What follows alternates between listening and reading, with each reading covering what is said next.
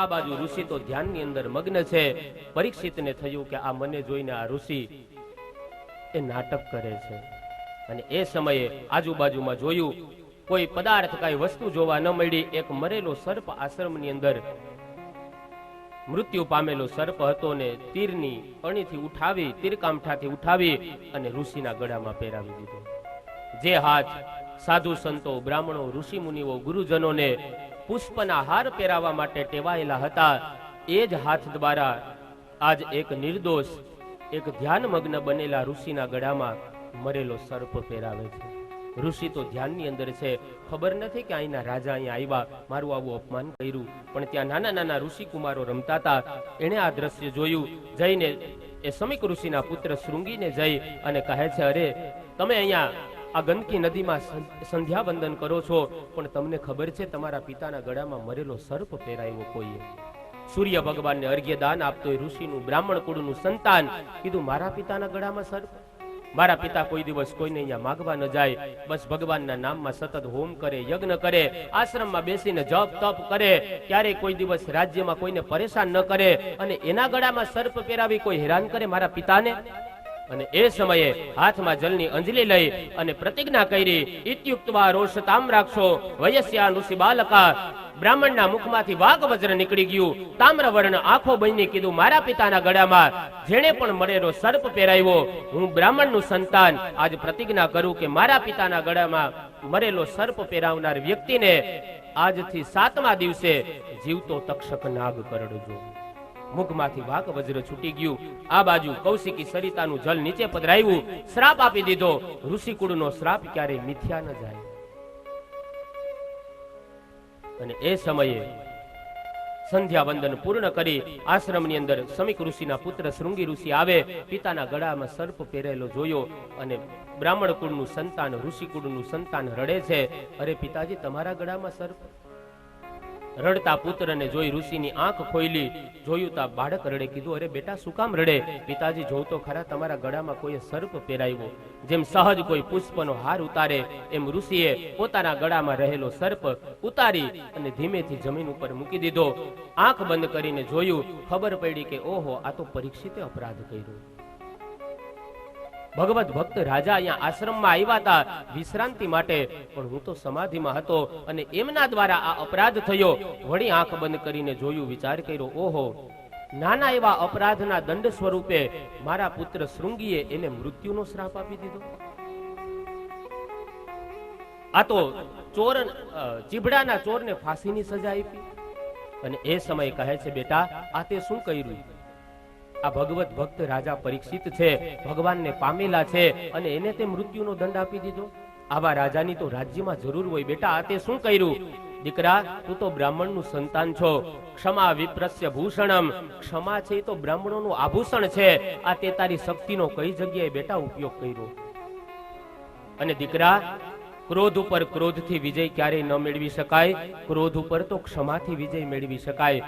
બેટા, અંધકાર ઉપર અંધકારથી વિજય ન મેળવાય, અંધકાર ઉપર તો પ્રકાશથી વિજય મેળવાય.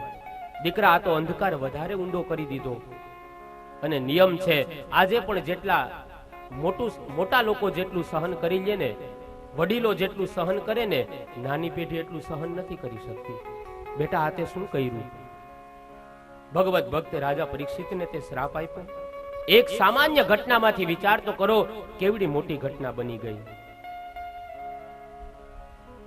માત્ર નાનો એવો અપરાધ અને શ્રાપ કેવડો મોટો. ક્યારેક ક્યારેક ઇતિહાસના પાના ખોલીએ ને, એક નાની નાની ઘટનામાંથી બહુ મોટી ઘટનાઓ બની જાય. દ્રૌપદી ખાલી એટલું બોલ્યા કે આંધળાના તો આંધળા જ હોય. માત્ર થોડા શબ્દોમાંથી આખે આખું મહાભારત થયું. એક નાની ઘટના. મોહનદાસ કરમચંદ ગાંધી, એને તો એક સારા વકીલ જ બનવું હતું. એને આવી દેશ આઝાદીની કોઈ લડતની કે એમાં કઈ જોડાયેલા પેલા નહોતા, પણ એને જ્યારે વકીલાતનો જ્યારે અભ્યાસ કરવો તો એને અહીંયા બરોબર અભ્યાસ ન ફાવ્યો, એટલે આફ્રિકા એ જવા માટે તૈયાર થયા. અને એ સમયે ટ્રેનમાં મુસાફરી કરવા માટે નીકળ્યા. રિઝર્વેશનની ટિકિટ હતી સામાન સહિત, અને એ જેવા ડબ્બાની અંદર બેઠા, એ સમયે અંગ્રેજોનું શાસન, એટલે એ ડબ્બાની અંદર અંગ્રેજો હતા. અને એને ગાંધીજીને કીધું કે તું ભારતીય છો અને અત્યારે તમારા દેશમાં અમારું સામ્રાજ્ય ચાલે, અમારા ડબ્બામાંથી તું ઉતરી જા. કીધું કે રિઝર્વેશન ની ટિકિટ. આમ જ્યારે સામી દલીલ કરીને અને સામાન સહિત ગાંધીજીને ત્યારે અંગ્રેજોએ ધક્કો મારી અને ડબ્બામાંથી નીચે પછાડી દીધા. અને એ સમયે જો મોહનદાસ કરમચંદ ગાંધી ધીમેકથી સામાન લઈને બીજા ડબ્બામાં બેસી ગયા હોત ને તો આ દેશ આઝાદ ન થયો હોત.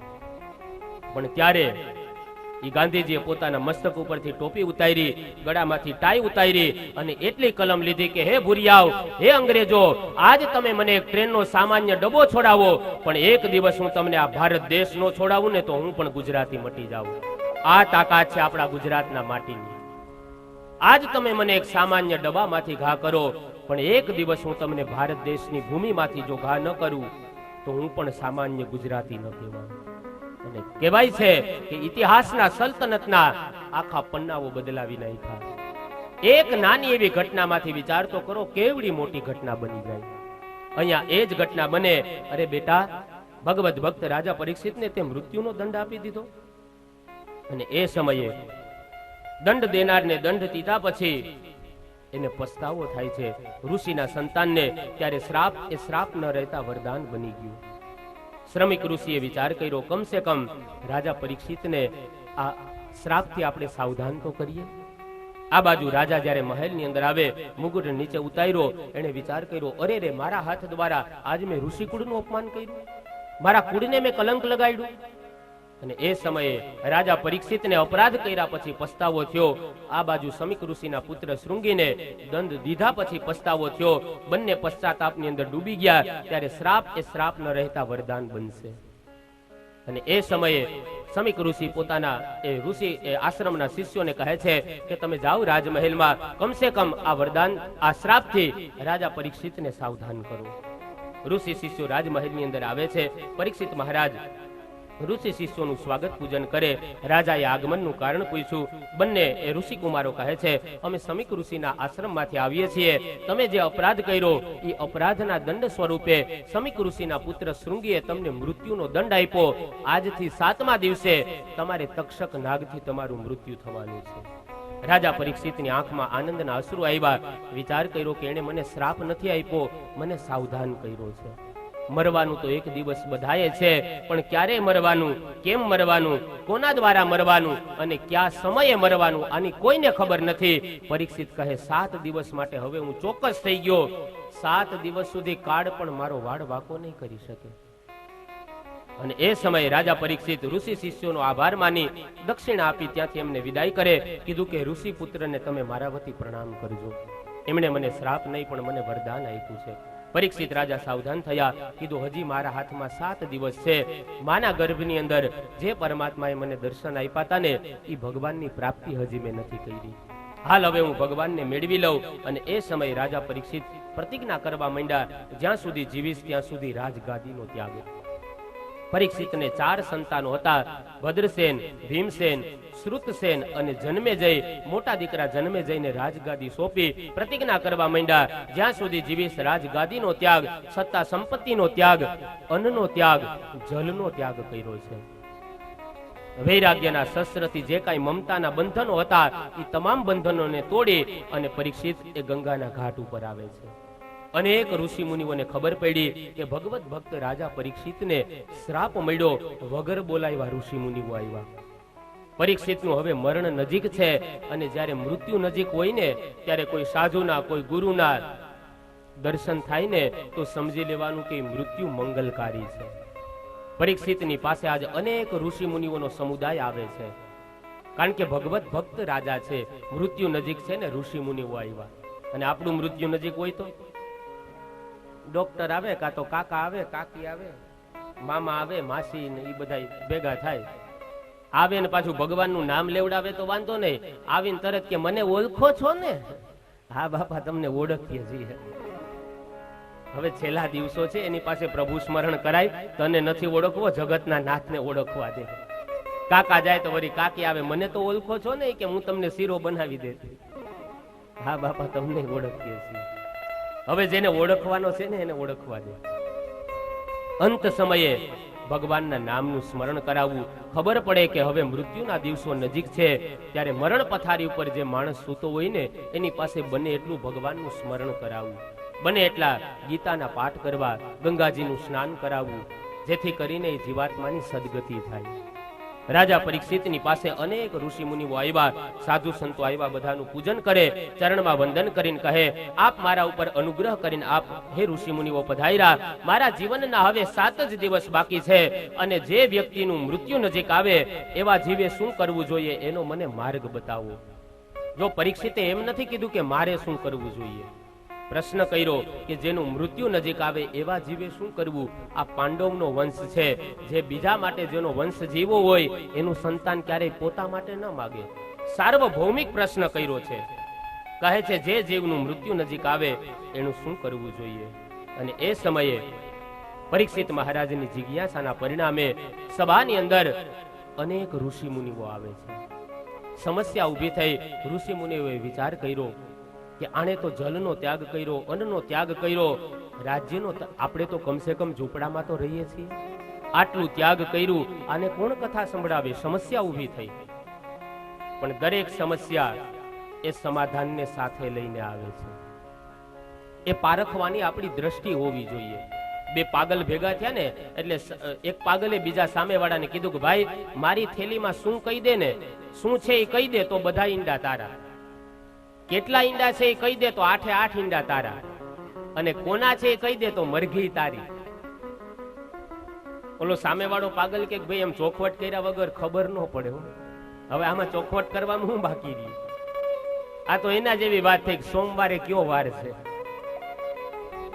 જીવનમાં આવતી દરેક સમસ્યા એ સમાધાનને સાથે લઈને આવે.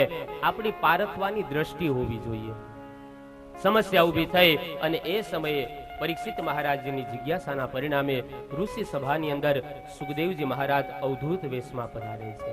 વ્યાસજીના પુત્ર સુખદેવજી જ્યારે પધાર્યા, બધા જ ઋષિ મુનિઓ ઊભા થઈ વંદન કરી પ્રણામ કરે છે.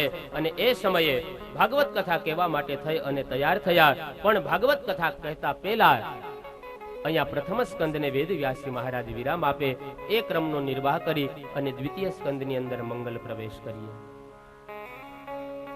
ઇતિ શ્રીમદ ભાગવતે મહાપુરાણે વૈયાસિક્યામ અષ્ટાદશ સાહસ્રયામ પારમહંસ્યામ સંહિતાયામ પ્રથમ સ્કંધ શ્રી રાધા કૃષ્ણ ચરણ કમલાર્પણમસ્તુ. શ્રી ભાગવત ભગવાન કી જય. પ્રથમ સ્કંદ રૂપી પુષ્પ ઠાકોરજીને અર્પણ કરી દ્વિતીય સ્કંદની અંદર મંગલ પ્રવેશ કરાવતા ભાગવતકાર કહે, વર્યાન એશતે પ્રશ્ન કૃતો લોકહિતો નૃપ આત્મવિદ સંમતઃ પુંસા શ્રોતવ્યાદિષુ યઃ પર. સુખદેવજી મહારાજના શ્રીમુખી શબ્દો દ્વારા દ્વિતીય સ્કંદનો મંગલ પ્રારંભ થાય છે. અહીંયાથી શુક ભાગવત, પરમહંસ ભાગવત એવા પરીક્ષિત મહારાજને વ્યાસજીના પુત્ર સુખદેવજી એ ભાગવત કથા સંભળાવવાના છે.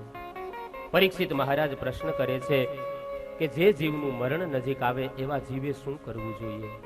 કહે છે ભગવાનનું ભજન કરવું, ભગવત ભાવ છોડવું, ભગવત ભાવ રાખી અને બધા પ્રત્યેનો ભાવ છોડી અને એકાંતમાં વાસ કરવો. એકાંતનો અર્થ ભાગવતકાર કહે, એકાંત એટલે શું?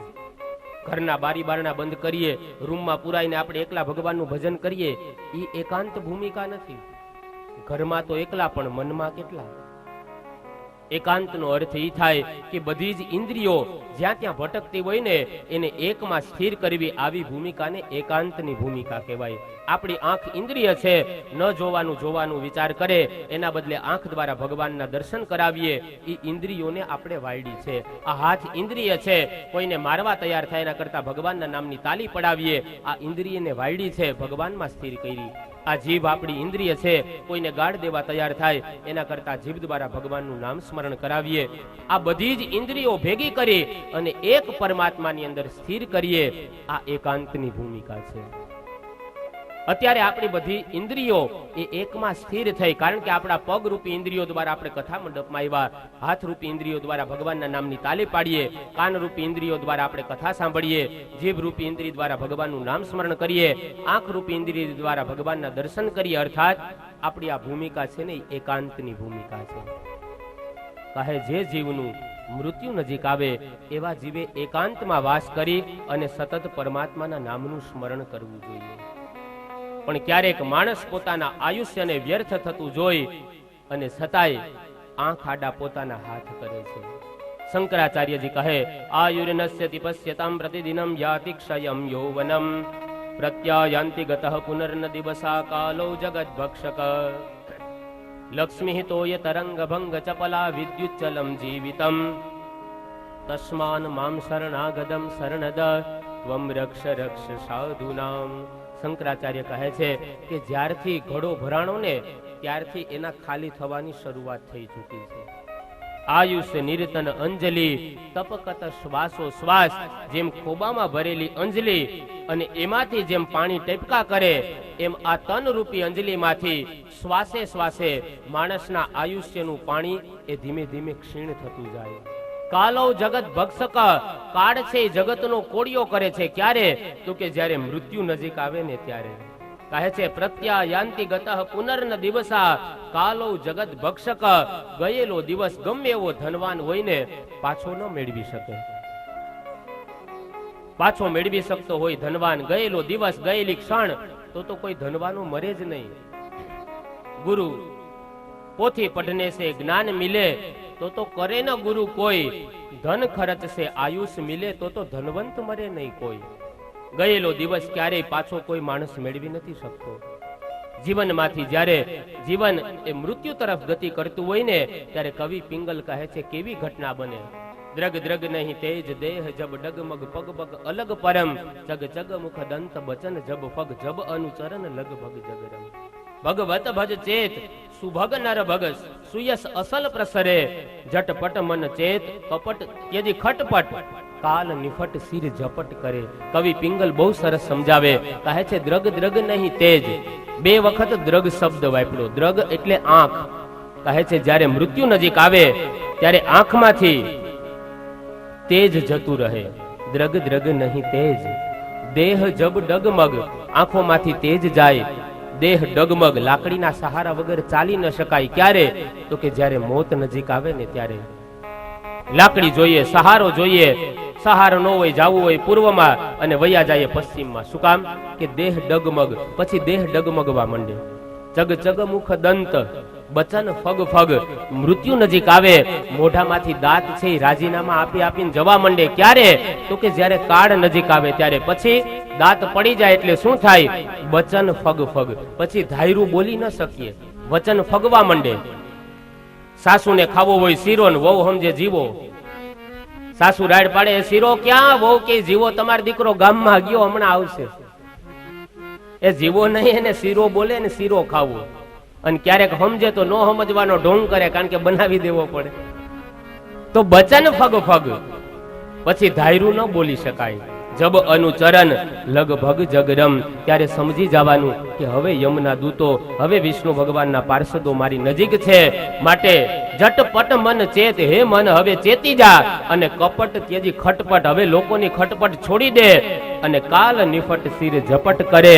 હવે ભગવત ભજ ચેત, હે જીવ ભાગ્યશાળી છો કે માનવની કાયા મળી. હવે ભગવાનના નામનું સ્મરણ કરવા લાગી જાય. યાતિ ક્ષયમ યૌવનમ, યુવાની છે એ માણસની બુઢાપા તરફ ગતિ કરે છે. ખોદાઈ રહી છે કબર, પણ ક્યાં છે કોઈને ખબર. દિવસે ને દિવસે માણસનું આયુષ્ય માણસનું એક ક્ષીણ થતું જાય. માણસનું મૃત્યુ નજીક આવતું જાય. દરેક વ્યક્તિએ મરવાનું છે.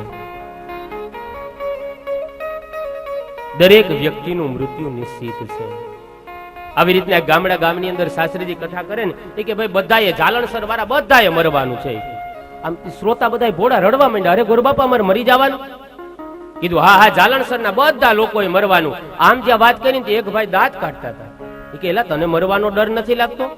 તો કે તમે કીધું ને જાલણસર વાળાને મરવાનું. કે હું તો ધોરાજીનો છું. અરે એને જવાનું છે. કાલ નિફટ સિર ઝપટ કરે. જ્યારે મૃત્યુ નજીક આવે ત્યારે દરેક વ્યક્તિએ એ કહે છે ભગવત ભજ ચેદ, પોતાના મન દ્વારા ભગવાનના નામના સ્મરણની અંદર લાગી જવું. બધી જ ઇન્દ્રિયોને સંકોરી લેવી. અને એટલા માટે જ જ્યારે શિવાલયમાં ભગવાનના દર્શન કરવા જઈએ ને ત્યારે ત્યાં કાચબાનું પ્રતીક છે, એ સંયમનું પ્રતીક છે. મૃત્યુ જ્યારે નજીક આવે ને ત્યારે તમામ ઇન્દ્રિયોને સમેટી લેવી. કાચબા ઉપર કાંઈ સંકટ આવે, દુઃખ આવે, પોતાની ઇન્દ્રિયોને એ સંકેલી લે. એમ જીવનમાં જ્યારે દુઃખ આવે, જ્યારે કષ્ટ આવે, જીવનની અંદર જ્યારે મૃત્યુ નજીક આવે ને, ઇન્દ્રિયોને બધી જગ્યાએથી ભેગી કરી અને ભગવાનમાં લગાડી દેવી. કાલો જગત ભક્ષક, કાળ છે જગતનો કોડિયો કરી જાય. આયુષ નિર્તન અંજલિ તપકત શ્વાસો શ્વાસ, હરિ ભજન બિન જાત હે અવસર ઈશ્વર દાસ. ભગવાનના નામનું ભજનમાં લાગી જવું. એટલા માટે કાચબાનું શિવાલયની અંદર બહુ પ્રતિકાત્મક વાતો છે. કોઈ પણ મંદિરમાં તમે મૂર્તિના દર્શન કરો ને, ખાલી મૂર્તિને નથી જોવાની, પણ એની અંદર જે ગુણ છે ને, ગુણને જીવનમાં ઉતારવાના છે. દરેક મૂર્તિ, એ પછી માતાજીની મૂર્તિ હોય, ગણેશજીની હોય, હનુમાનજીની હોય, કોઈ પણ મૂર્તિ છે ને, એમાં પ્રતિકાત્મક વાતો ઋષિ મુનિઓએ મૂકી છે. બાકી પથ્થર પૂજે હરી મિલે તો મેં પૂજું પહાડ, માત્ર પથ્થરની પૂજા નથી. એમાં જે ગુણ છે ને, એ ગુણ આપણા જીવનમાં આવે ને તો મૂર્તિ પૂજા સાર્થક કહેવાય. શિવાલયમાં જાય તો કાચબો છે એ ઇન્દ્રિયોના સંયમનું પ્રતીક છે. નંદી મહારાજ બળદ છે એ ધર્મનું પ્રતીક છે. એના 4 ચરણ છે. કહે ધર્મયુક્ત જેને જીવન જીવવું હોય, એના જીવનમાં સત્ય, તપ, પવિત્રતા અને દયા, આ ચારેયનું આચરણ થાય ને, એનું જીવન ધર્મમય બને. ધર્મમય જીવન થાય એટલે ઇન્દ્રિયો ઉપર કંટ્રોલ આપોઆપ થવા માંડે. જે વ્યક્તિ ધર્મનું અનુસરણ કરતો હોય એટલે ઇન્દ્રિયો ઉપર કંટ્રોલ થાય. એને ખબર પડી જાય કે આજે એકાદશી છે, ધર્મનું આચરણ કરું છું, હવે મારી ઇન્દ્રિયોને મારે આ ભૌતિક વસ્તુ મારે એના દ્વારા ન ખવાય, ઇન્દ્રિયો દ્વારા. એને ખબર પડી જાય આજે એકાદશી છે, આજ મારે પરમાત્માના નામનું આજ આખો દિવસ સ્મરણ કરવાનું છે. એ ઇન્દ્રિયોને કંટ્રોલ કરે. ક્યારે? તો કે એને ખબર પડે કે આજે એકાદશી છે, ધર્મનું આચરણ કરવાનું થાય. તો કહેવાનો હેતુ એ છે કે જ્યારે મૃત્યુ નજીક આવે ત્યારે ધર્મયુક્ત જીવન જીવવું. પછી ગણપતિનું પ્રતીક આવે. આપણે ત્યાં કોઈ પણ કાર્યની પ્રારંભ થાય, કાર્યની શરૂઆત થાય એટલે ગણેશ મંડાય. ભજનિક લોકો, ભજનની જ્યારે સાહિત્યકારો સ્ટેજ ઉપર આવે તો એ પણ પેલા ગણેશ બેસાડે. કોઈ પણ મોટા બંગલાવાળો હોય કે નાના ઝૂંપડાવાળો હોય, ઝૂંપડામાં પ્રવેશ કરતા પેલા ગણપતિ મહારાજની સ્થાપના કરે. સત્યનારાયણ ભગવાનની કથા હોય કે આવું મોટું ભગીરથ કાર્ય હોય, કાર્યના પ્રારંભે ગણેશજીની પૂજા કરવામાં આવે. હવે શું કામે ભાઈ ગણપતિની પૂજા શા માટે? 33 કોટી દેવતાઓ છે, એમાં ગણેશ જ ગણપતિ છે ને, એ વિવેકના દેવતા છે. જીવનમાં પેલા વિવેક જાગે ને તો આપણું કાર્ય સુધરે. આ જ કાર્ય છે. અને આની અંદર જો આપણો વિવેક ન જાગે, જ્ઞાન, ગણપતિ જ્ઞાનના દેવતા છે. વિવેક ને જ્ઞાન હોય ને તો કાર્ય સફળ થાય. ત્યારે કોની સામે જોવું, કોની સામે ન જોવું, કોની સામે કેટલું બોલવું, કેની સામે કેટલું ન બોલવું, આનું વિવેક હોય ને તો કાર્ય સફળ થાય. ઘણા ટેવ હોય, અહીંની વાત ઓલાન કરે, કાકાની વાત મામાન કરે, મામાની વાત ભાણેજને કરે, અને પછી ડખો સર્જે અને કામ બગાડે, પ્રસંગ બગાડે. આવી ઘણાની આદત હોય. એટલે ગણપતિની પેલી પૂજા કરે કે માણસમાં વિવેક જાગે. બોલતા તો માણસ 3 વર્ષની ઉંમરે શીખી જાય, પણ ક્યારે શું બોલવું ને એ શીખવામાં જિંદગી આખી નીકળી જાય. માટે વાણીનો વિવેક હોવો જોઈએ. એટલા માટે ગણપતિની પૂજા. વાણીનો વિવેક એટલે બોલવાનું બંધ કરવું એમ વાત નથી. ભગવાને જીભ બોલવા માટે આપી, પણ ક્યારે શું બોલવું ને મહત્વનું છે. દાખલા તરીકે રામનું નામ સારું છે, બધાએ રામનું નામ લેવું જ જોઈએ, રામના નામનું સ્મરણ કરવું જ જોઈએ. આપણને બધાને ખબર છે કે રામ નામની ધૂન ગવાય, રામ નામના કીર્તનો ગવાય, એ બધું જ બરાબર છે. રામનું નામ લેવું જ જોઈએ, એમાં ના નહીં. પણ કોઈ વરઘોડિયા ફેરા ફરતા હોય અને ન્યા કઈ લગ્ન મંડપમાં જઈને એમ ન બોલાય રામ નામ સત્ય હે, રામ નામ સત્ય હે. એટલો તો વિવેક હોવો જોઈએ.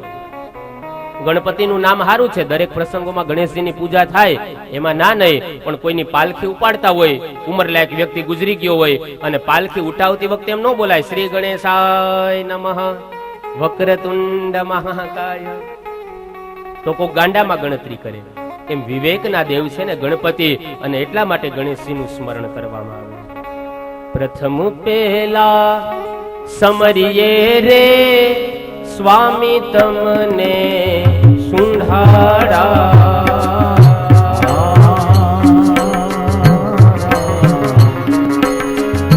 પ્રથમ પહેલા સમરીએ રે સ્વામી તમને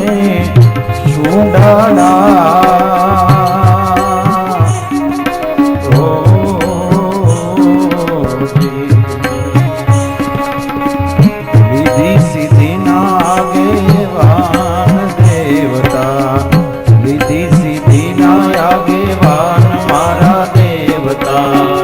મેર કરો મહારાજ રે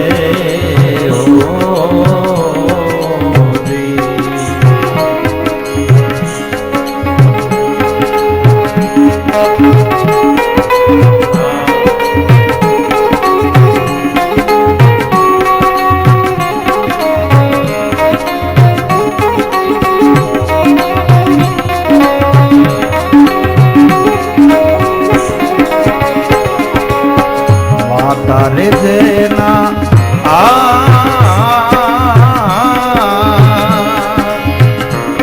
તારે જેના પાર્વતી ને સ્વામી તમને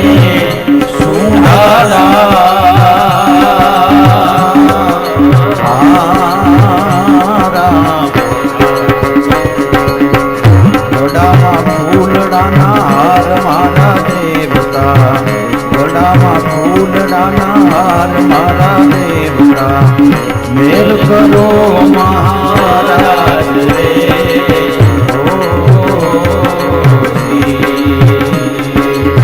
પ્રથમ પેલા સમરીએ રે સ્વામી તમને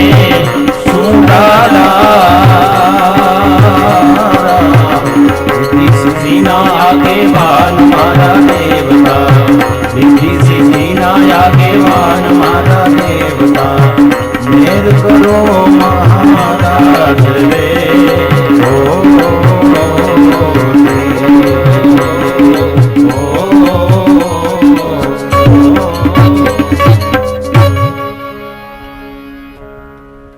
અહીંયા એક સૂચન આવેલું છે સમિતિ દ્વારા કે આજે 11 છે એટલા માટે જે કોઈ 11 રહ્યા હોય તો એના માટે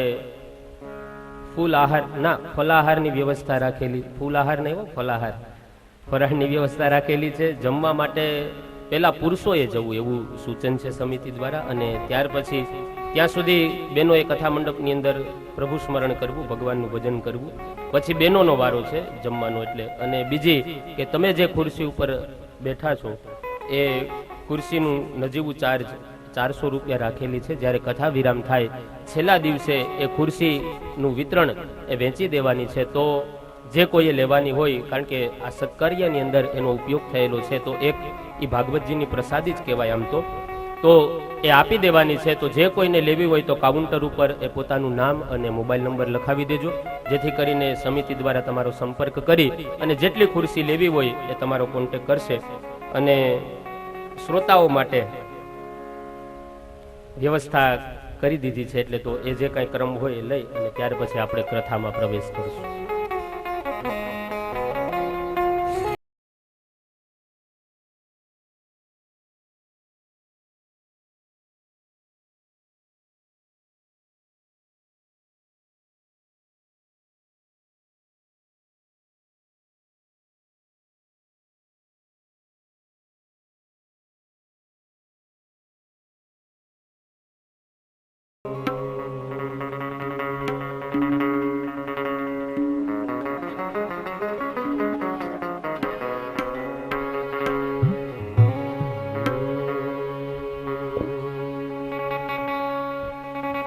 तेरे संग में रहेंगे ओ मोहना, तेरे संग में रहेंगे ओ मोहना, तेरे संग में रहेंगे ओ मोहना, तेरे संग में रहेंगे ओ मोहना, ओ मोहना, ओ मोहना, ओ मोहना, ओ मोहना,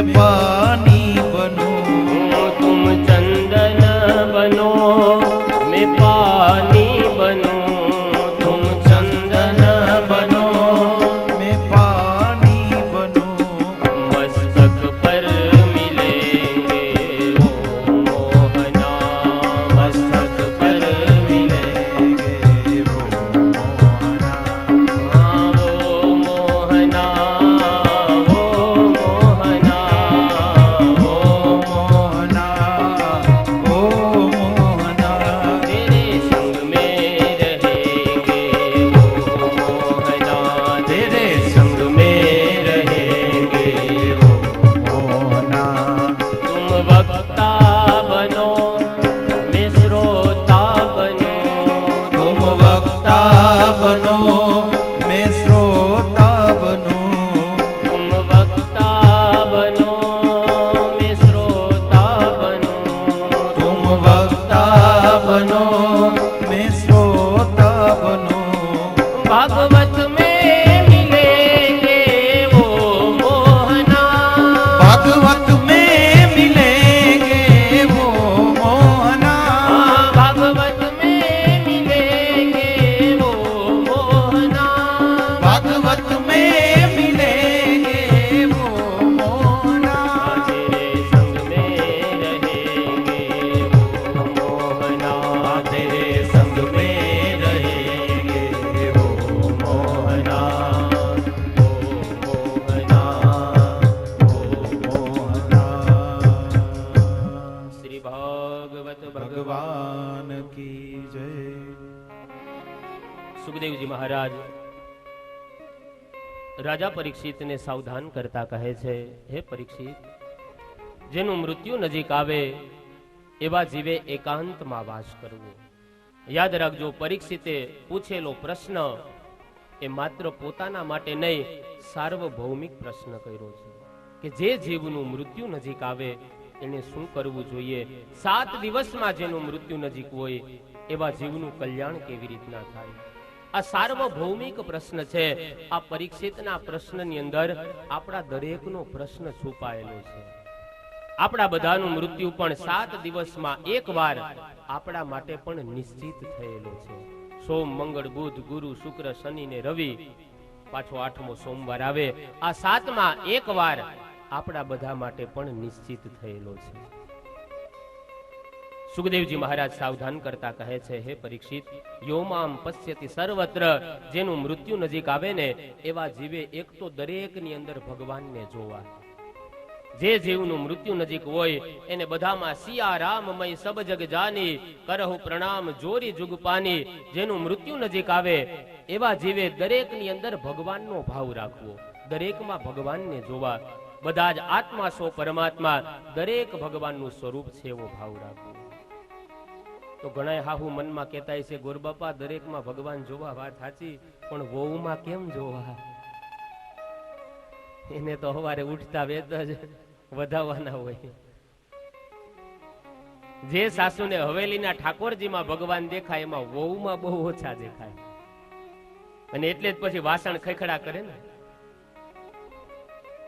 યોમામ પશ્યતિ સર્વત્ર કહે છે, બધાની અંદર ભગવત ભાવ રાખવો.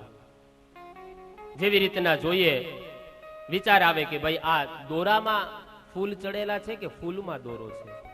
કીધું બધી વાત, બે વાત સમાન છે. ફૂલમાં દોરો કયો તોય બરોબર છે, અને દોરાની અંદર ફૂલ કયો તોય બરોબર છે. બંને વાત એક થાય. એમ કાં તો ઈશ્વરને આપણી અંદર સમાવી લેવા, અથવા તો એવું જીવન જીવવું કે આપણે ઈશ્વરમય બની જઈએ. અર્થાત સિયા રામમય સબ જગ જાની, કરહુ પ્રણામ જોરી જુગ પાની. સુખદેવજી મહારાજ રાજા પરીક્ષિતને આગળની કથા સંભળાવતા કહે કે, હે રાજન, જગતની ઉત્પત્તિ, સ્થિતિ અને લય કરનારા પરમાત્મા છે. ભગવાન આ સૃષ્ટિનું પાલન કરે, પોષણ કરે, સમય આવે ત્યારે લય કરે. માટે દરેકની અંદર ભગવત ભાવ રાખવો. મંગલાચરણના 3જા શ્લોકમાં કહે છે, નિરસ્ત સામ્યાતિ ક્ષયેન રાધસા. સુખદેવજીએ પોતાના દીક્ષા ગુરુ રાધાજીને અપરોક્ષ રીતના વંદના કરી, નામ નથી લીધું. એવું કહેવાય છે કે આખા ભાગવતજીની અંદર રાધાનું ક્યાંય નામ સ્પષ્ટ ઉલ્લેખ નથી કરેલો. કારણ કે સુખદેવજીના ગુરુ છે રાધા, અને જ્યારે રાધાનું નામ લે ને, ગુરુનું નામ લે એટલે એટલી સમાધિ લાગી જાય કે 6 મહિના સુધી એ સમાધિમાંથી બહાર ન આવે. હવે અહીં તો પરીક્ષિતને 7 દિવસમાં મુક્તિ અપાવવી, જો રાધાનું નામ લે, ગુરુનું સ્મરણ કરીને સમાધિ લાગી જાય તો પછી પરીક્ષિતને મુક્તિ કોણ અપાવે? એટલા માટે રાધાનું નામ ન લીધું. ભલે ભાગવતમાં રાધાનું નામ ન હોય, પણ આખે આખમાં ગ્રંથની અંદર રાધાનું કામ છે. જેવી રીતના ઘઉંનો લોટ હોય, લોટ તૈયાર કરવામાં આવે, લોટને બાંધે, એના ગોયણા તૈયાર થાય, એને વલોણે, એને વલોવે, અને એની એ સમયે એની રોટલી તૈયાર કરે. રોટલી જ્યારે આપણે ખાઈએ, વણાયેલી રોટલીને ખાઈએ, પણ એ રોટલી કોની હોય? કહે છે ઘઉંની. આપણે નામ તરત બોલીએ રોટલી ઘઉંની છે, પણ એમાં કામ કોનું છે? તો કે પાણીનું છે. જો પાણી ન હોય તો એ લોટ ભેગો ન થાય, એના ગોયણા તૈયાર ન થાય, એને વણી ન શકીએ. પણ ખાઈએ તો એ કહીએ કે ઘઉંની રોટલી છે, કોઈ એમ નથી કહેતું કે પાણીની રોટલી છે, પણ કામ એમાં પાણીનું છે. એમ આખે આખો ગ્રંથ ભલે કૃષ્ણનો કહેવાતો હોય, પણ એમાં કામ છે ને એ રાધાનું છે. કછું માખન છે બલબઢિયો, કછું ગોપન કરી સહાય, ઓર રાધાજી કી કૃપા કે મેને ગિરિવર લિયો ઉઠાય. કહે છે આ તો રાધા રાણીની શક્તિ છે ને, એટલા માટે થઈ અને હું ગિરિરાજજીને ધારણ કરી શક્યો. એક એક શબ્દ ભાગવતના છે એ કૃષ્ણ છે, અને એ શબ્દનો એક એક અર્થ છે ને એ રાધાજી છે. આપણે ત્યાં અમુકનું નામ ન લેવાતું મનાય છે, ગુરુનું નામ ન લેવાય. પત્ની છે એ પોતાના પતિનું નામ ન લઈ શકતી, આર્ય નાર્યા દેશની, ઈ કહીને બોલાવે. ઈ એટલે એના માટે ઈશ્વર છે. કે તમારા ઈ ત્યાં ચોરે હોય તો મોકલજો, ભોજન તૈયાર થઈ ગયું. શું કામ? એનું નામ છે, એનો નાશ નક્કી છે. કોઈ પત્ની ક્યારે એમ ન ઈચ્છે કે મારા પતિનો નાશ થાય, કોઈ શિષ્ય એમ ન ઈચ્છે કે મારા ગુરુનો નાશ થાય. એટલા માટે એને ઈ કહીને, હવે તો જો કે બધું લુપ્ત થઈ ગયું. આટો મારવા જાય એટલે ઉપર હોય બેઠા હોય એટલે કે ચિંટુ જરાક નીચે આવજો, ગોર બાપા આવ્યા છે. આપણને એમ થાય કે એનો દીકરો આવશે, તા તો ભરથાર આવ્યો. હવે તો નામે નીકળી ગયા. હવે તો એમ કે આવજો તો જરાક, આ છીસી શું વળી? આ દેશની આર્ય નારી એના સ્વામીનું, એના પતિનું નામ ન લઈ શકતી. ગ્રંથકારો, શાસ્ત્રકારો ના પાડે, નામ નો નાશ છે, પણ ક્યારેય કોઈ એમ નહીં છે કે મારા પતિનો કે મારા ગુરુનો નાશ થાય. અને એટલા માટે અપરોક્ષ રીતના અહીંયા પોતાના દીક્ષા ગુરુને પ્રણામ કર્યા. 12 શ્લોકની અંદર મંગલાચરણ કર્યું. ભગવાનના દ્વાદશાંગને વંદન કરી મંગલાચરણ કરતા કરતા સુખદેવજીનું સભામાં ધ્યાન જાય. સુખદેવજીએ પોતાના પિતાને અને પોતાના પિતામહને બંનેને બેઠેલા જોયા. પિતા વેદવ્યાસજીને જોતા જ વિચાર આવ્યો, આ માત્ર મારા પિતા નથી, પણ મને ભાગવત રસ પીવડાવનારા મારા ગુરુ છે. અને એટલા માટે થઈ અને ત્યાં ગુરુની પણ વંદના કરી છે. હે પિતાજી, હું આપને પ્રણામ કરું છું. હે ગુરુ સમાન પિતા, આપને નમસ્કાર કરું છું. નિરસ્તક ક્ષામ્યાતિ ક્ષયેન રાધતા, પોતાના દીક્ષા ગુરુને પણ પ્રણામ કર્યા છે, નમસ્કાર કર્યા, વંદના કરી. કહે છે હે પરીક્ષિત, જે કાંઈ દેખાય બ્રાહ્મણોસ્ય મુખમાં સિદ્ધ બાહુ રાજન્યઃ કુરુ ઉરુ તદસ્યદ બેશ્યઃ પદભ્યામ ગુશુદ્રો જાયત. બ્રાહ્મણ છે એ ભગવાનનું મુખ છે, ક્ષત્રિય ભગવાનની ભુજાઓ છે, વૈશ્ય છે એ ભગવાનનું ઉદર કેતા પેટ છે, ચરણ છે એ શુદ્ર છે. કહે છે જે કાંઈ દેખાય એ બધાની અંદર પરમ શક્તિ પરમાત્માના તારે હંમેશા દર્શન કરવાના. જે કાંઈ દેખાય એ ભગવાનનું રૂપ છે. આમ જ્યાં કીધું ને એ સમયે પરીક્ષિત પ્રશ્ન કરે છે, ગુરુદેવ આપે એમ કીધું કે ભગવાન આ જગતની ઉત્પત્તિ, સ્થિતિ અને લય કરે છે, એ ક્રમ મને સમજાવો. કેવી રીતના જગતને ઉત્પન્ન કરે, એનું પાલન કરે ને એનો લય કરે. સુખદેવજી મહારાજ સાવધાન કરતા કહે છે, હે પરીક્ષિત, સૌ પ્રથમ આ જગતની અંદર માત્ર ને માત્ર જલ હતું.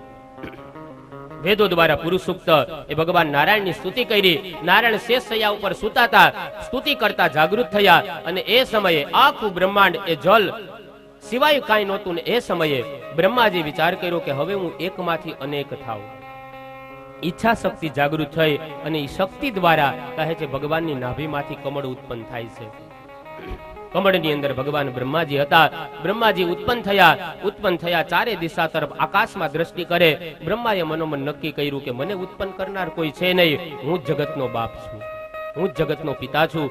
આમ જ્યાં અભિમાન આવ્યું ને, સુદર્શન ચક્ર છૂટ્યું, બ્રહ્માનું એક મુખ છેદાણું. ભગવાન ચતુર્મુખી કહેવાના, 5 મુખમાંથી.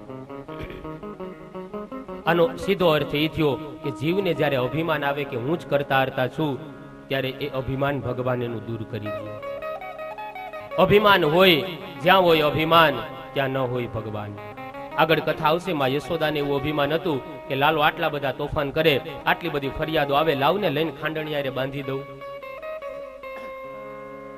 જેવા જ માં યશોદા બાંધવા જાય ત્યાં 2 આંગળ દોરી ઘટે, વળી હાંધો કરીને બાંધવા જાય ત્યાં વળી 2 આંગળ દોરી ઘટે. 8-10 વખત માં યશોદાએ પ્રયત્ન કર્યો પણ ભગવાન બંધાણા નહીં. પછી દોરીનો ઘા કરીને કીધું, લાલા હવે હું તારાથી કંટાળી, તું બંધાવાનો નથી. અને પછી ભગવાન આપોઆપ આવીને બંધાઈ ગયા. શું કામ? કે માં યશોદાની અભિમાન રૂપી દોરી છૂટી ગઈ. એમ જીવનમાંથી જ્યારે અભિમાન હટે ને પછી ભગવાન આપોઆપ આવીને બંધાઈ જાય. એકવાર અભિમાન દૂર થાય, ભગવાનની કૃપા તો બહુ નજીક છે. હું હટે ને તો હરિ પ્રગટે. હું કરું એ જ અજ્ઞાનતા, સકટનો ભાર જેમ શ્વાન. આ ઘડિયાળ છે ને એને એવું અભિમાન હોય કે આખી દુનિયાને હું ચલાવું છું, પણ એને ખબર ન હોય કે તારી પાછળ સેલ નાખીને આ દુનિયા તને ચલાવે છે. એમ ક્યારેક આપણી એવી અજ્ઞાનતા હોય કે આ બધું હું કરું. આવી અજ્ઞાનતાની અંદર આપણે જીવતા હોઈએ, પણ કરતા હરતા કેવલ અને કેવલ એ પરમાત્મા છે. અકર્તુમ અન્યથા કર્તુમ, કર્તુમ અકર્તુમ અન્યથા કર્તુમ સા ઈશ્વર. જે કાંઈ થાય છે ને એ ભગવાનની ઈચ્છાથી થાય છે. તો કહે છે ભગવાન આ જગતની ઉત્પત્તિ કરવા માટે થઈ સૌ પ્રથમ બ્રહ્માજીને ઉત્પન્ન કર્યા. બ્રહ્માજીને ઉત્પન્ન કર્યા એ સમયે અભિમાન આવ્યું કે હું જગતનો પિતા છું. અભિમાન આવતા મુખ કપાણું અને એ સમયે બ્રહ્માજી એ ભગવાનની શરણાગતિ સ્વીકારે છે. જેવી જ શરણાગતિ સ્વીકારી અને એ સમયે આકાશમાંથી જલનો ધ્વનિ સંભળાયો. એની અંદર કલમખડિયાના 2 અક્ષર સંભળાણા. એક 14મો અક્ષર કલમખડિયાનો. કયો થાય 14મો અક્ષર કલમખડિયાનો? કલમખડિયો તો ભણ્યા હોય ને બધા. 14મો અક્ષર કયો થાય કલમખડિયાનો? આમથી કોકે ઢ કીધું, ત જ કીધું બધા. કલમખડિયાનો 14મો અક્ષર ત સંભળાણો. પછી કલમખડિયાનો એક બીજો અક્ષર 19મો સંભળાણો. 19મો અક્ષર કયો થાય કલમખડિયા? ક કલમ નો ક ગણજો. ખ ખડિયાનો ખ ગ ગણપ. કયો થાય કલમખડિયાનો 19મો અક્ષર? આ બાજુ હે પ. શું થાય? હે પ. શિક્ષક છો તમે? એવું નથી ને કઈ? કારણ કે ઘડીકમાં આવડે ને, આ વેલું આવડી ગયું કઈ છે નહીં ને કે સાંભળ્યું છે આ ક્યારે? કલમખડિયાનો પેલો 14મો અક્ષર ત અને 19મો અક્ષર પ સંભળાનો. તપ તપ તપ એવો ધ્વનિ સંભળાનો. એ સમયે બ્રહ્માજી વિચાર કર્યો, કોઈ અદ્રશ્ય શક્તિ મને તપ કરવાનું કેવું લાગે છે. અને એ સમયે બ્રહ્માજી તપ કરવા બેઠા. શાંતાકારમ ભગવાન વિષ્ણુને યાદ કરતા પ્રાર્થના કરી છે.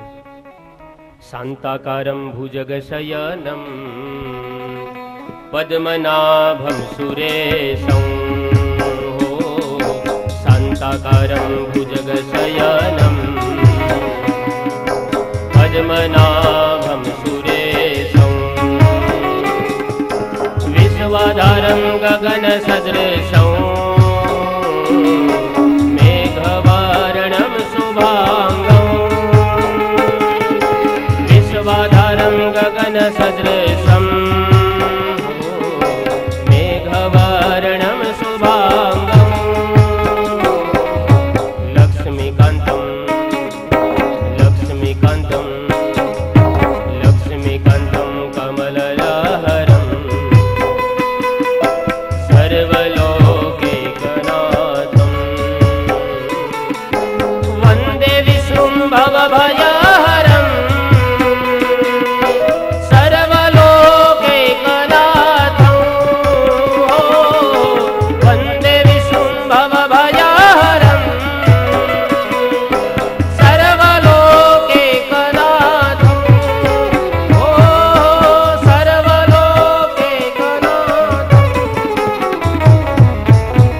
શાંતાકારમ ભુજગશયનમ પદ્મનાભમ સુરેશમ વિશ્વાધારમ ગગન સદૃશમ મેઘવર્ણમ શુભાંગમ લક્ષ્મીકાંતમ કમલનયનમ યોગિભિર્ધ્યાનગમ્યમ વંદે વિષ્ણું ભવભયહરમ સર્વલોકૈકનાથમ. દરેક લોકના નાથ એવા ભગવાન નારાયણની વંદના કરી છે. શાંતાકારમ, શાંત ભગવાનનું સ્વરૂપ છે. ભુજગ શયનમ, ભગવાન એ શેષની સૈયા ઉપર સૂતા છે એવા ભગવાનની વંદના કરી. બ્રહ્માજી કહે છે મને ઉત્પન્ન કરવાનું કારણ શું છે? ભગવાન નારાયણ કહે છે આપ જગતની ઉત્પત્તિ કરો. તમારા વિગ્રહ દ્વારા ભગવાન આજ્ઞા કરે છે આ સૃષ્ટિનું સર્જન કરો. બ્રહ્મા કહે પ્રભુ આપની આજ્ઞાથી સૃષ્ટિ ચક્રનું કાર્ય તો સંભાળું, પણ આ સૃષ્ટિમાં મને મોહ ન થાય ને એવો મારા ઉપર કૃપા કરો. ભગવાન નારાયણ કહે છે હું આપને ચતુશ્લોકી ભાગવતનો ઉપદેશ આપું છું. આ ચતુશ્લોકી ભાગવતના જ્ઞાનને તમે હૃદયસ્થ કરજો, તમને આ સૃષ્ટિની અંદર મોહ નહીં થાય. ચતુશ્લોકી ભાગવતનો ઉપદેશ કરે છે. ત્યારબાદ એ ચતુશ્લોકી ભાગવત ભગવાન આદિનારાયણે બ્રહ્માને આપ્યું. બ્રહ્માજીએ ચતુશ્લોકી ભાગવત એ નારદજીને આપ્યું. નારદજી ચતુશ્લોકી ભાગવત વેદ વ્યાસને આપે. વ્યાસજીએ એ ચતુશ્લોકી ભાગવતનો વિસ્તાર કરી 18,000 શ્લોકની અંદર રચના કરી પોતાના પુત્ર સુખદેવને આપ્યું. અને સુખદેવજી મહારાજ એ ભાગવત કથાને ગંગાના ઘાટ ઉપર મરણાસન ઉપર બેસેલા રાજા પરીક્ષિતને એ કથા સંભળાવે છે. કહે છે 10 લક્ષણો યુક્ત આ ભાગવત શ્રીમદ ભાગવત કથા બતાવી. આમ તો પુરાણોના 5 લક્ષણ બતાવ્યા, પણ આ ભાગવત ના 10 લક્ષણ એટલે આ પુરાણ નહીં પણ આ મહાપુરાણ છે. પ્રથમ સ્કંદને અધિકાર લીલા નામ આપે, બીજા સ્કંદને સાધન લીલા નામ આપ્યું, ત્રીજા સ્કંદથી માંડી અને 12 સ્કંદ સુધી 10 લક્ષણો યુક્ત આ ભાગવત કીધી છે. અત્ર સર્ગ વિસર્ગ સ્થાન પોષણ ઉતિ મનવંતર ઈશાનું કથા નિરોધ મુક્તિ અને આશ્રય. છેલ્લો ભગવાનનું એ 10 લક્ષણ એટલે આશ્રય. છેલ્લે ભગવાનના શરણાગતિ થઈ જવું, ભગવાનનો છેલ્લો આશરો સ્વીકારવો. એટલા માટે કહે आसरा इस जहां का मिले ना मिले, आसरा इस जहां का मिले ना मिले, मुझको तेरा सहारा सदा चाहिए।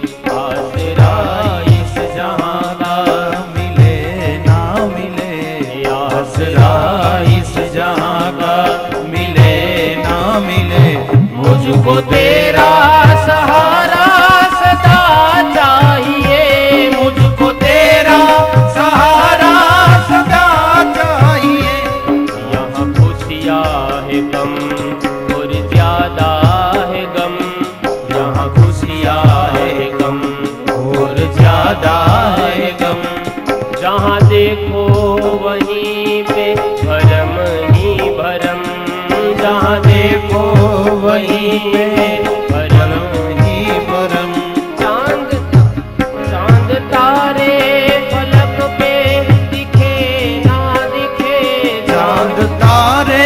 फलक पे दिखे